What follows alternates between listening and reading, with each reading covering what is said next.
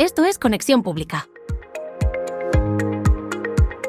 Bienvenidos a Conexión Pública. Este episodio es un buen punto para detenernos un segundo y explicar cómo se hace este podcast. No por una cuestión técnica, sino porque la forma en la que trabajamos ya forma parte del mensaje.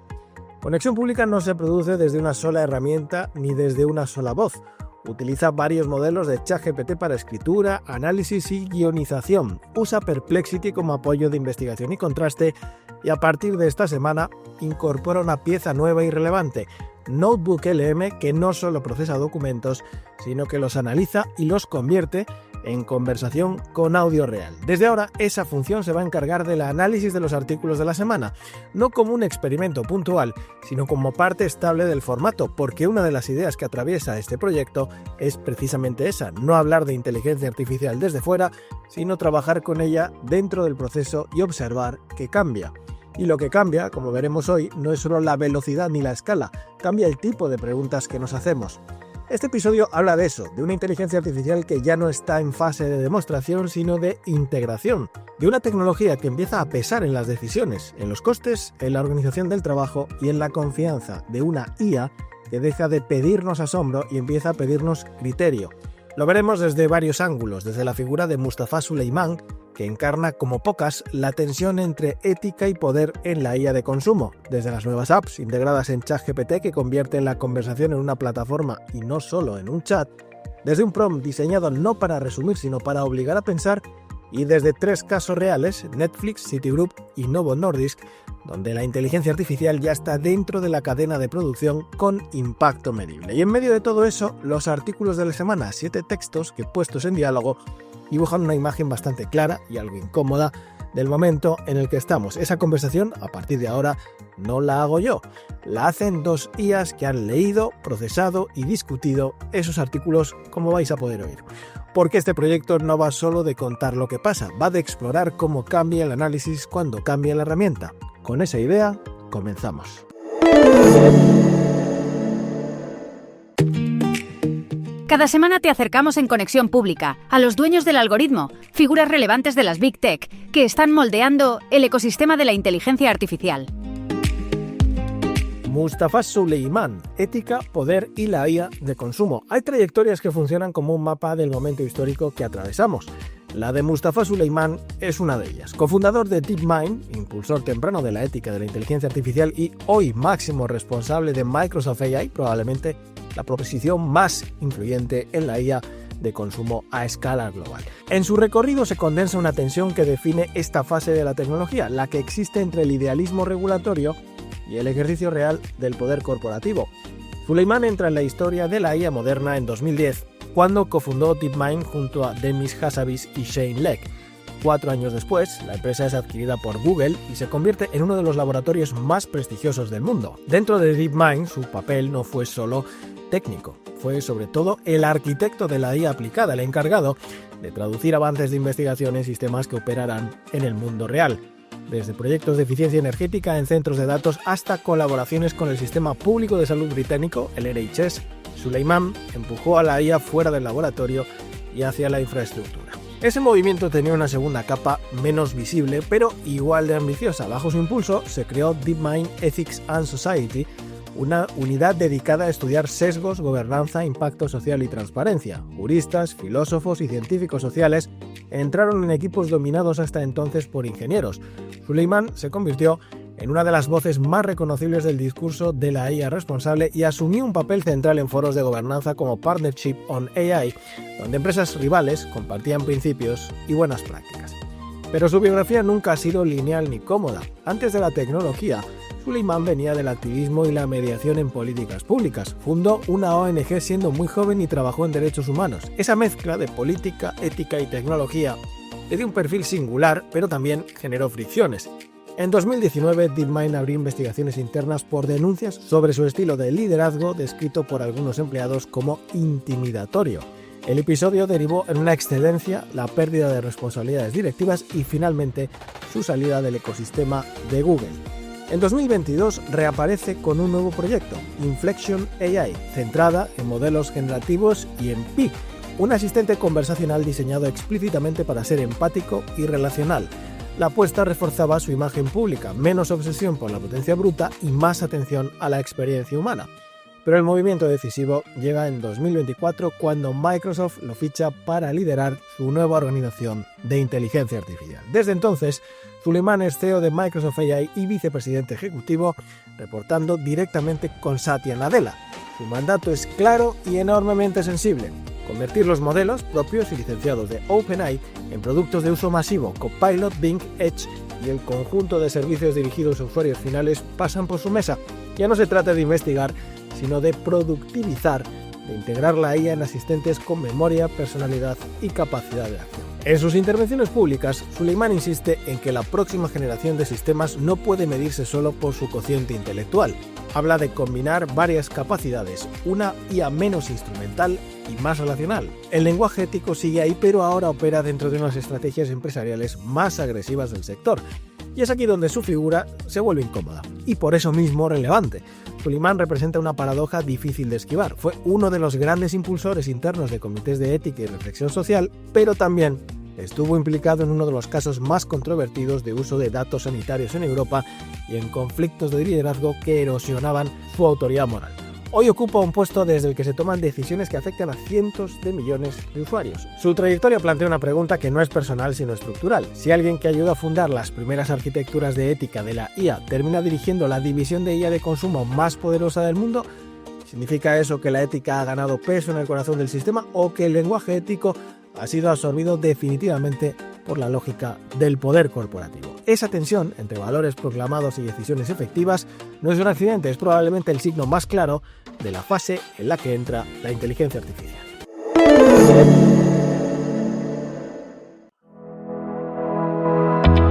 En Conexión Pública te traemos la herramienta de la semana.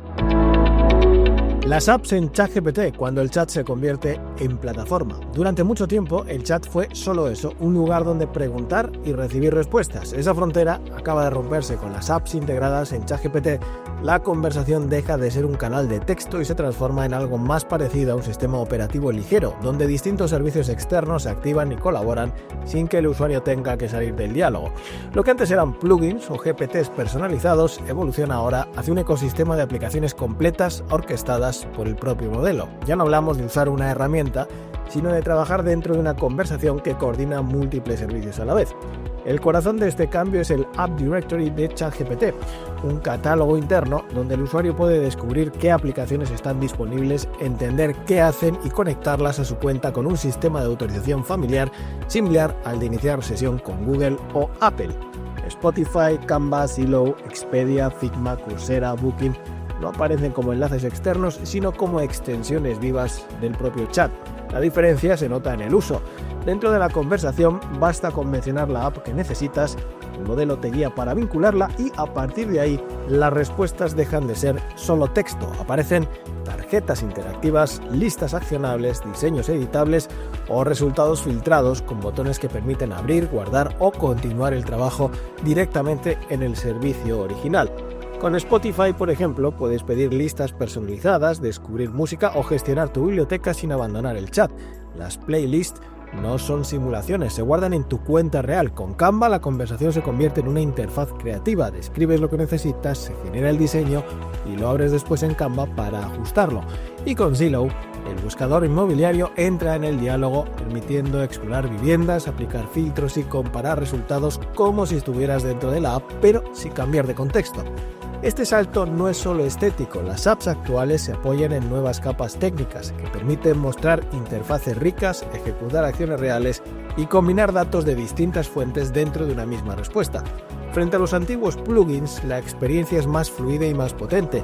Frente a los GPTs personalizados, la diferencia es clara. Aquí no hablamos de asistentes con personalidad, sino de integraciones oficiales con permisos explícitos y una interfaz pensada para encadenar tareas. Y ahí aparece la lectura estratégica. El App Directory convierte ChatGPT en una plataforma de distribución. Las marcas ya no compiten solo por descargas en una App Store tradicional, sino por visibilidad dentro de la conversación. Publicar una app en ese entorno significa estar presente justo en el momento en el que el usuario formula una intención. A medio plazo, el movimiento apunta incluso a modelos de monetización similares a los de una tienda de aplicaciones. Para el usuario el cambio es todavía más profundo. Parte del uso cotidiano de las apps se desplaza desde iconos y menús hacia flujos conversacionales. Un único modelo coordina servicios especializados, mantiene el contexto y reduce la fricción. No abres aplicaciones, planteas objetivos y el sistema decide qué herramientas activar. La consecuencia es clara. ChatGPT deja de ser solo un asistente que responde bien y pasa a convertirse en una capa de orquestación. Una interfaz donde trabajar, crear, buscar y decidir sin abandonar la conversación. No es solo una nueva función, es un cambio de paradigma, cuando el chat deja de ser una ventana y se convierte en el lugar donde ocurre el trabajo. Esta semana los artículos de Conexión Pública dibujan una imagen bastante clara y bastante incómoda del momento en el que está entrando la inteligencia artificial. Se acaba la fase de curiosidad y empieza otra más exigente donde la IA choca con organizaciones reales, con dinero real y con decisiones que ya no se pueden aplazar. Para explorar todo eso hemos puesto los textos en diálogo y a partir de ahora ese análisis no lo hago yo. Con la colaboración de NotebookLM, dos IAs han leído, procesado y discutido estos artículos. Y esto es lo que surge cuando se les deja conversar. Adelante. Muchas gracias, Óscar. Y efectivamente, esta semana en la web de Conexión Pública hemos publicado 7 artículos que, cuando los pones uno al lado del otro, te dan una fotografía bastante clara, y diría que un poco inquietante, del momento en el que se encuentra la inteligencia artificial a principios de este 2026. Totalmente. La idea que los une a todos es que se acabó la fiesta. Hemos superado esa fase de pura curiosidad, de los juguetes nuevos, y hemos entrado en una etapa mucho más compleja, más incómoda. Sí, ya no es una conversación sobre lo que la IA puede hacer en una demo espectacular, sino sobre cómo choca con el mundo real, con todas sus fricciones. Es un cambio de fase en toda regla. Claro. Por eso, los temas que hemos tratado esta semana ya no son solo sobre tecnología, son sobre la resistencia en las organizaciones, las estrategias de los gigantes para que usemos sus herramientas, el impacto económico real y, atravesándolo todo, una profunda crisis de confianza. La conversación, ha madurado a la fuerza. Pues empecemos por ahí, por esa fase incómoda de la adopción. Uno de los análisis señalaba algo que me pareció muy revelador. El crecimiento de la IA ya no es por inercia, ahora te exige algo a cambio. ¿Te pide un esfuerzo? Te pide que aprendas, que cambies tus procesos y sobre todo que confíes. Y el ejemplo de Microsoft Copilot que se mencionaba es brutal. Tienes una herramienta potentísima, integrada en las suites de Office que millones de empresas ya pagan. Y aún así, su uso efectivo es tan bajo que Microsoft está financiando programas de formación. Piénsalo un momento. ¿Tienes que pagarle a la gente para que aprenda a usar algo que ya ha comprado? Es de locos. Eso te grita que el problema no es tecnológico, es un problema de cultura organizativa. Y esto conecta directamente con otra idea muy potente de los artículos, la IA como infraestructura inacabada. Infraestructura inacabada. Se nos vendieron trabajadores digitales casi listos para usar, pero lo que tenemos son motores de Ferrari metidos en el chasis de un utilitario. Los sistemas de la empresa no estaban preparados para ellos. ¿A qué se refieren exactamente con eso? ¿A que la tecnología no está pulida o...? No tanto. Se refiere a que un agente de IA, para ser útil, necesita un manual de instrucciones increíblemente detallado sobre el mundo. Necesita reglas claras, qué decisiones puede tomar, qué margen de error es aceptable. Cuando debe escalar un problema a un humano. Exacto. En la mayoría de las organizaciones esas reglas no están escritas en ninguna parte. Forman parte del criterio, de la experiencia, del sentido común de los empleados. La IA no falla por ser poco inteligente, falla porque le pedimos que opere en un espacio de grises que nunca nos molestamos en formalizar. Claro, por eso la principal resistencia no es un rechazo frontal, de gente diciendo no quiero usar esto. Es mucho más sutil. Es el desuso. El desuso, esa es la palabra. La gente lo prueba. Ve que requiere un esfuerzo y solo vuelve a usarlo cuando el beneficio es gigantesco y el riesgo es mínimo. Porque hay un coste cognitivo en aprender a delegar. Tienes que pensar qué tarea le pasas, cómo se la pides, y luego tienes que validar el resultado. Ese proceso de supervisión es un trabajo en sí mismo. Totalmente. Y esa fricción, ese coste, explica perfectamente las diferentes estrategias que estamos viendo en la batalla de los gigantes. El monopolio casi absoluto de la atención que tenía ChatGPT se está rompiendo. Sí, esto me llamó mucho la atención. Uno de los artículos citaba datos de SimilarWeb que son demoledores. Hace un año, ChatGPT acaparaba cerca del 87% del tráfico de los principales sitios de IA. Ahora mismo está en torno al 68%. Que sigue siendo una barbaridad. Sigue siendo el líder, claro. Pero mientras tanto, Gemini de Google ha pasado de un tímido 5% a rozar el 18%. No es un cambio menor. Y al leer esto, me di cuenta de que quizá hemos estado mirando la métrica equivocada. Todos nos obsesionamos con las comparativas, con quién tiene el modelo más potente, el que mejor razona. Pero uno de los análisis sugería que la verdadera batalla no es esa. No, no lo es. La verdadera batalla es por la integración. ¿Es esa la ventaja estructural de Google? Es que es una ventaja casi injusta. Google no necesita convencerte de que entres en una web a usar IA. No. La IA ya está donde tú estás. Una capa invisible en Gmail que te resume un correo, en Google Docs que te ayuda a escribir, en el buscador que te da una respuesta directa. No sientes que estás aprendiendo a usar IA. Sientes que tus herramientas de siempre, de repente, funcionan un poco mejor. Es una adopción silenciosa, casi por ósmosis. Exacto. Mientras que OpenAI no controla ese ecosistema. Su producto estrella ChatGPT es un destino, un lugar al que tienes que ir a propósito. Tienes que tomar la decisión de ir. Y esto explicaría movimientos recientes como los chats grupales. Al principio parecen una función social, pero el análisis que hacíamos en la web es que es más bien un intento desesperado de fabricar un hábito, de darte una excusa para volver cada día. Uno de los artículos lo definía con una expresión que me pareció brillante y un poco cruel. Un placebo relacional. Uf, qué bueno. Suena cínico, ¿verdad?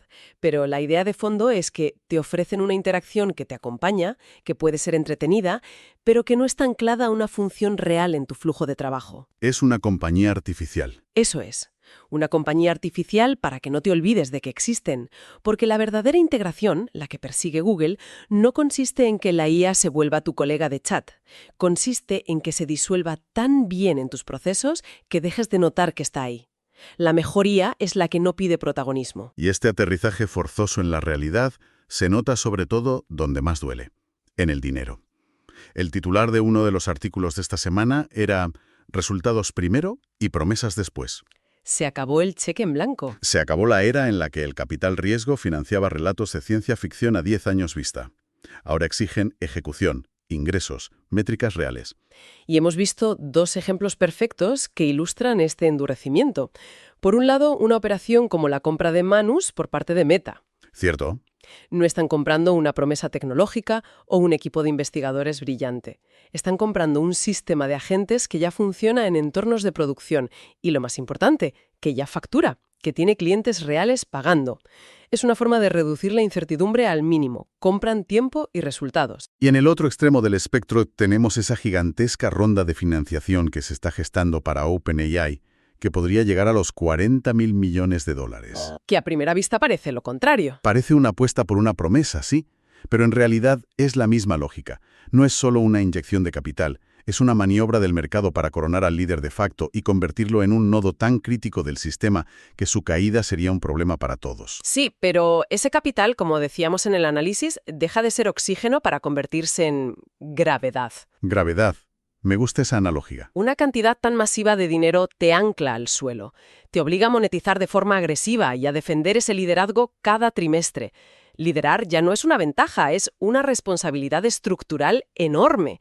Ya no hay margen para experimentar o para cometer grandes errores, porque la escala de la dependencia que has creado es gigantesca. Y esa presión por la eficiencia y la productividad tiene un reflejo directo en el mercado laboral. Uno del que se habla poco, pero que es muy preocupante. Sí, la tendencia a reducir la contratación de perfiles junior. Es que es silenciosa pero muy clara. No es una ola de despidos masivos, sino algo más sutil, una cautela extrema a la hora de abrir posiciones de entrada. Exacto, porque la IA y la automatización están devorando precisamente las tareas que servían como campo de entrenamiento, el trabajo repetitivo, el de clasificar datos, revisar logs, documentar código, hacer el primer borrador de un informe. El trabajo pesado. Claro, pero esas tareas no eran solo trabajo pesado. Eran la escuela, eran el lugar donde un aprendiz se equivocaba, aprendía cómo fallan los sistemas, cómo se toman las decisiones en el mundo real. Era donde se forjaba el juicio profesional. O sea que la rampa de aprendizaje que ofrecían esos puestos está desapareciendo. Se está desacoplando la productividad del aprendizaje. Totalmente. Una empresa puede ser más productiva que nunca con menos gente, pero a costa de eliminar su propio semillero de talento. Pero espera, ¿no es una visión un poco pesimista? Uno de los artículos también exploraba el contraargumento, la idea de que quizás estas nuevas herramientas permitirán a los perfiles junior hacer tareas de mucho más valor desde el principio, Sí, se planteaba esa posibilidad. saltándose el trabajo repetitivo y aburrido. Claro, pero la conclusión era que, de momento, eso no está ocurriendo. Y nos deja con una paradoja tremenda. El mercado necesita más especialistas senior que nunca, gente capaz de gobernar estos sistemas de IA cada vez más complejos. Pero a la vez, estamos cerrando las vías para que la gente llegue a ser senior. Es como querer un edificio de 20 plantas, pero olvidarse de construir las escaleras o el ascensor. Muy buena imagen. Y esto plantea una pregunta incómoda que nadie sabe responder. Si el juicio ya no se adquiere en las primeras etapas del trabajo, ¿dónde se va a formar? ¿Y quién va a asumir el coste de esa formación? Es curioso, porque todos estos problemas, la adopción en las empresas, la presión de los inversores, la crisis del mercado laboral, parecen girar en torno a una misma idea. A ver, Si no confías en la herramienta, no la usas. Si los inversores no confían en tu modelo de negocio, no invierten. Y si las empresas no confían en la capacidad de un junior para aprender sin las tareas de antes, no lo contratan. Parece que todo se reduce, en el fondo, a una crisis de confianza. absolutamente. Y eso nos lleva al que quizá es el tema de fondo de toda la semana: la confianza en la información misma. A medida que la capacidad de generar contenido se vuelve prácticamente gratuita y abundante, el problema se desplaza. El cuello de botella ya no es la producción, es la verificación. La verdad se ha convertido en el recurso escaso. Lo vemos en dos frentes. Por un lado, en los propios sistemas de IA. Su conocimiento, basado en los datos con los que fueron entrenados, envejece y queda desactualizado, aunque sus respuestas sigan sonando perfectamente coherentes y seguras de sí mismas. Pero el verdadero problema está en nuestro consumo de medios. El feed sintético. Ya no es una teoría, es nuestra realidad por defecto. Expliquemos qué es eso del feed sintético, porque es un concepto clave. Pues es el feed de Instagram, de TikTok, de cualquier red social. Es esa mezcla indiferenciada donde ves una foto de la boda de tu primo, seguida de un vídeo de un político diciendo algo que nunca dijo, generado por IA, y justo después un anuncio con un modelo que no existe, creado artificialmente. Visualmente no hay diferencia. Desde el punto de vista del píxel, no hay ninguna diferencia ni jerarquía. Todo compite en el mismo plano. Eso es el feed sintético. Y esto provoca algo que uno de los artículos llamaba una inversión en la carga de la prueba. Le da la vuelta a todo. Antes veías una imagen de, no sé, una manifestación. La imagen era el punto de partida, la evidencia, y la tarea era contextualizarla. Ahora ves esa misma imagen y tu primera pregunta casi instintiva es: ¿esto es siquiera real? La duda por defecto. La mera posibilidad de que sea sintética introduce la duda por defecto. Exacto. Ya no se trata de refutar una falsificación. Ahora la tarea es demostrar activamente que algo es auténtico. La sospecha por sí sola es suficiente para neutralizar la evidencia. Y esto nos lleva a la conclusión más potente y casi poética de toda la semana. A ver, dila. La autenticidad se ha mudado del píxel a la procedencia. Uf, es potentísima esa frase. Desmontemos esa frase porque es importantísima. Significa que ya no podemos confiar en la apariencia de una imagen o un video. Nada. Da igual si parece crudo, si tiene desenfoque, grano o si la cámara tiembla. Todo eso se puede simular a la perfección. La simulación ha aprendido a imitar la torpeza para parecer más real. Por lo tanto, la confianza tiene que migrar del objeto, la foto, al emisor. Ya no creemos lo que vemos, creemos a quien lo emite. La reputación. La reputación de la fuente, su historial, su coherencia, se convierten en la única ancla, en la única señal que nos permite reducir la incertidumbre en un entorno saturado de ecos.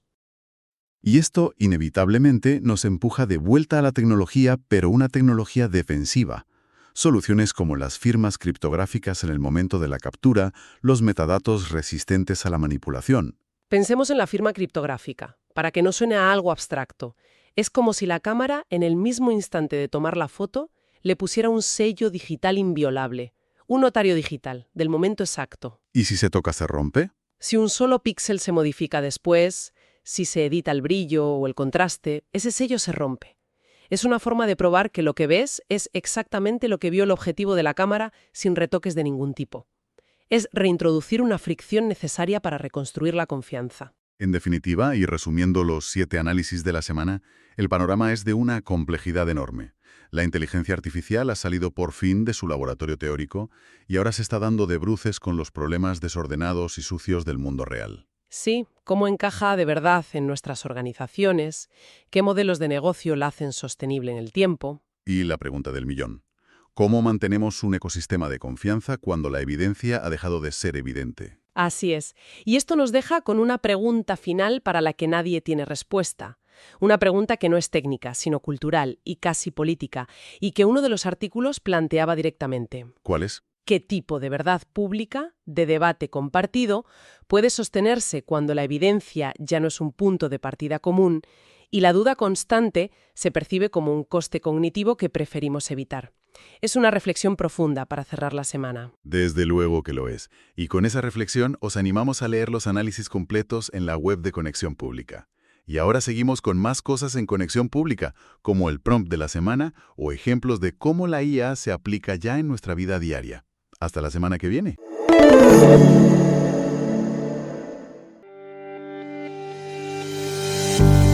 Bienvenidos a oscarsanemeterio.es, una consultoría que ofrece servicios estratégicos de comunicación e inteligencia artificial para organizaciones con propósito. Sus 3 áreas de negocio son la consultoría de comunicación, la capacitación en inteligencia artificial y la producción de contenidos. Óscar Sanemeterio ofrece una amplia gama de servicios basados en su experiencia en comunicación institucional y su formación en inteligencia artificial que abarcan desde la consultoría hasta la formación y la producción de todo tipo de contenidos. Con una dilatada experiencia profesional, se ha embarcado en este proyecto, que además incorpora los contenidos propios que genera a diario en su web, Conexión Pública, y el podcast del mismo nombre que emite semanalmente en las principales plataformas de podcast. oscarsanemeterio.es. Comunicar bien, organizar mejor, crecer con criterio.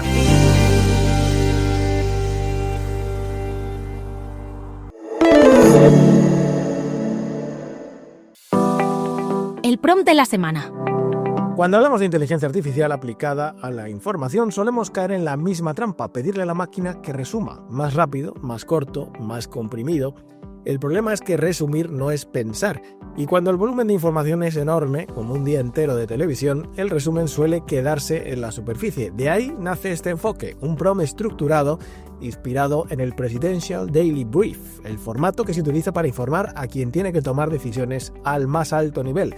No está pensado para contar todo lo que ha pasado, sino para señalar qué importa de verdad. Y eso cambia por completo la forma de trabajar con la IA. ¿De dónde surge este enfoque? El punto de partida es muy simple. Un día completo de televisión genera horas y horas de contenido, mucha repetición, relatos que se contradicen y señales relevantes enterradas bajo ruido. Los resúmenes tradicionales ayudan a ponerse al día, pero no a entender qué está pasando ni a decidir qué hacer con esa información. La pregunta clave no es cómo resumir mejor, sino cómo obligar a un modelo a pensar como alguien que tiene que tomar decisiones. Ahí entra la lógica del briefing presidencial: priorizar, jerarquizar y extraer implicaciones, no acumular datos. El origen de este caso no es tecnológico, es cognitivo y editorial. Este enfoque no funciona como un programa aislado, es un proceso con varias fases claras. Primero, se parte del corpus completo, todo un día de informativos ya está disponible como entrada. En esta fase no se interpreta nada, el objetivo es solo uno, que nada quede fuera por defecto. El problema aquí no es la falta de información, sino el exceso. Después llega el núcleo del sistema, el prompt estructurado. Aquí es donde se define el marco mental. El prompt impone una estructura clara, con secciones y jerarquía, evitando el texto interminable. Cambia la tarea del modelo, deja de pedirle que resuma lo ocurrido y le exige que extraiga ideas con implicaciones. Y sobre todo, le obliga a priorizar. No todo puede entrar, el modelo tiene que elegir. Es importante entender esto. El prompt no añade información nueva, define cómo debe pensarse la información que ya existe. El tercer paso es ejecutar y comparar. En el caso descrito se prueban distintas versiones de modelos, por ejemplo distintas variantes de Gemini, y se observa algo relevante. Cuando el trabajo está bien diseñado, las diferencias entre modelos se reducen. Se pueden intentar atajos para abaratar costes con resultados desiguales, pero el aprendizaje clave es este: el diseño del proceso pesa tanto o más que el modelo que se utiliza. Cuando el sistema funciona como está planteado, el resultado no se parece a un resumen cronológico, se parece a un briefing estratégico. El valor no está en los titulares repetidos, sino los patrones, las tensiones, las implicaciones y esas señales débiles que no destacan por volumen, pero sí por significado. Y aquí conviene ser muy claros con los límites. Este enfoque no elimina las alucinaciones ni garantiza la verdad. Mejora el razonamiento, no sustituye la verificación ni el criterio humano. No es una solución mágica y presentarlo como tal sería un error. Lo que demuestra este caso es algo más profundo. La ventaja no está en tener más contenido ni en usar el modelo más avanzado, sino en definir bien qué tipo de pensamiento queremos extraer.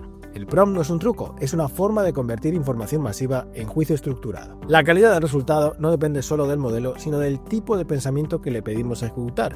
Un buen prompt no es el que pide más, sino el que piensa mejor. Diseñar bien el encargo es hoy una forma de criterio profesional.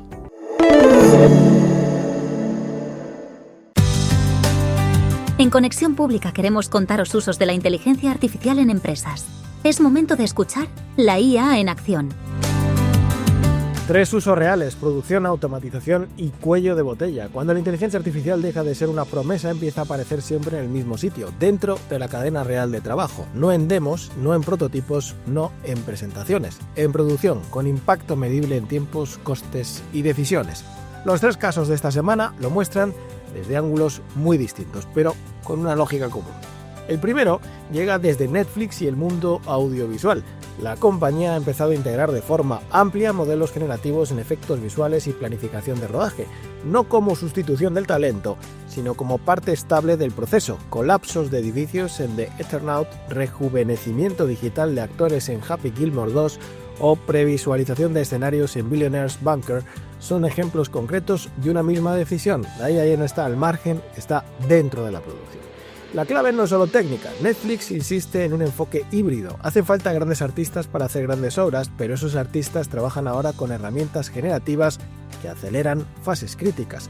La IA reduce tiempos de planificación, optimiza costes de efectos especiales y permite iterar antes de rodar. Al mismo tiempo, abre debates incómodos: cómo se reparte el valor entre tecnología y autoría, qué impacto tendrá en los gremios y en la negociación de derechos, y hasta qué punto existe el riesgo de una estética estandarizada si los atajos visuales se convierten en norma. En paralelo, aparecen nuevos oficios: supervisores de IA de producción, responsables de validar y dirigir el uso de estas herramientas. El segundo caso cambia completamente de escenario, pero no de lógica. Citigroup ha pasado el discurso sobre asistencia a la automatización con métricas defendibles. La entidad ha liberado alrededor de 100.000 horas de trabajo a la semana, ha dado acceso a herramientas de IA a 180.000 empleados y ha desplegado un piloto de agentes para unos 5.000 trabajadores apoyándose en modelos como Gemini y Claude. Al mismo tiempo, ha retirado cientos de aplicaciones internas que ya no aportaban valor. Aquí el aprendizaje es claro: el factor diferencial no es el modelo concreto, sino la arquitectura y la gestión del cambio. Citigroup ha diseñado agentes con alcance definido, memoria por pasos, sistema de fallback y evaluaciones constantes. Ha acompañado el despliegue con formación masiva en prompts, gobierno interno y acuerdos de infraestructura en la nube. El resultado no es una promesa futurista, sino automatización multipaso con retorno medido. La IA deja de ayudar y empieza a ejecutar, pero dentro de un marco controlado. Y el tercer caso nos lleva a uno de los entornos más exigentes: la industria farmacéutica. Novo Nordisk ha logrado reducir el tiempo de documentación clínica de unas 10 semanas a apenas 10 minutos mediante la integración de Claude en sus sistemas de laboratorio. El cuello de botella no era científico, sino documental: normativas estrictas, procesos lentos y una enorme carga administrativa que retrasaba el avance. La automatización de esa documentación, alineada con estándares regulatorios, dispara la productividad y acorta el tiempo hasta obtener resultados útiles. Pero aquí el riesgo es evidente: la alucinación. Por eso el caso insiste en la necesidad de validación humana y en no extrapolar sin pruebas.